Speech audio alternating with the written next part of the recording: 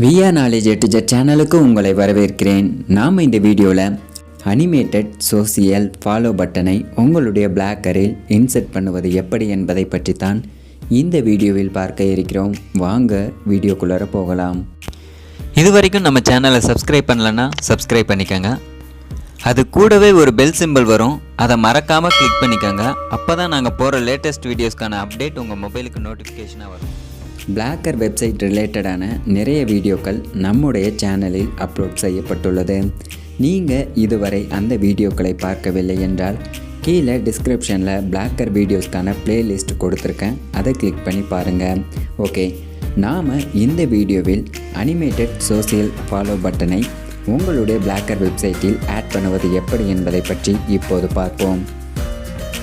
முதல்ல உங்களுடைய பிளாக்கர் பேஜை ஓப்பன் பண்ணிவிட்டு இந்த இடத்துல உள்ள தீம் செக்ஷனை கிளிக் பண்ணி ஓப்பன் பண்ணிக்கோங்க. அடுத்து இந்த இடத்துல உள்ள கஸ்டமைஸ் ஆப்ஷனுக்கு பக்கத்தில் உள்ள ஏரோ மார்க்கை கிளிக் பண்ணிங்கன்னா எடிட் HTMLனு ஒரு ஆப்ஷன் ஷோ ஆகும், அதை கிளிக் பண்ணிக்கோங்க. இந்த HTML பேஜில் இந்த கோடை காப்பி பண்ணிவிட்டு உங்களுடைய பிளாக்கர் HTML பேஜில் Ctrl+Fங்கிறத கிளிக் பண்ணிவிட்டு சர்ச்சுங்கிற இடத்துல இந்த கோடை பேஸ்ட் பண்ணிவிட்டு சர்ச் கொடுங்க. இந்த கோடை நீங்கள் கண்டுபிடித்ததும் இந்த கோடுக்கு முன்னாடி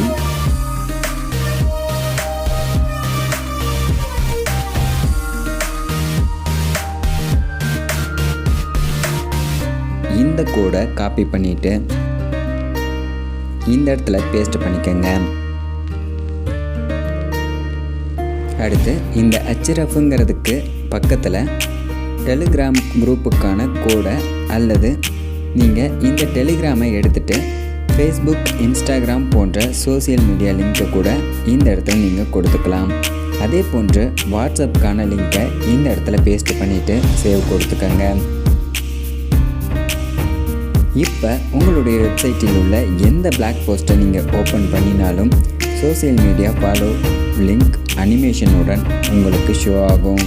உங்களுக்கு இந்த சோசியல் மீடியா லிங்க்கானது ஒவ்வொரு போஸ்ட்டுக்கு கீழே வேணும்னு நினச்சிங்கன்னா மீண்டும் இந்த கோடை சர்ச் பண்ணி காப்பி பண்ணிவிட்டு இந்த கோடை சோசியல் மீடியா HTML கோடு ஸ்டார்ட் ஆகும் இடத்துல கொடுத்துட்டு சேவ் பண்ணிக்கோங்க.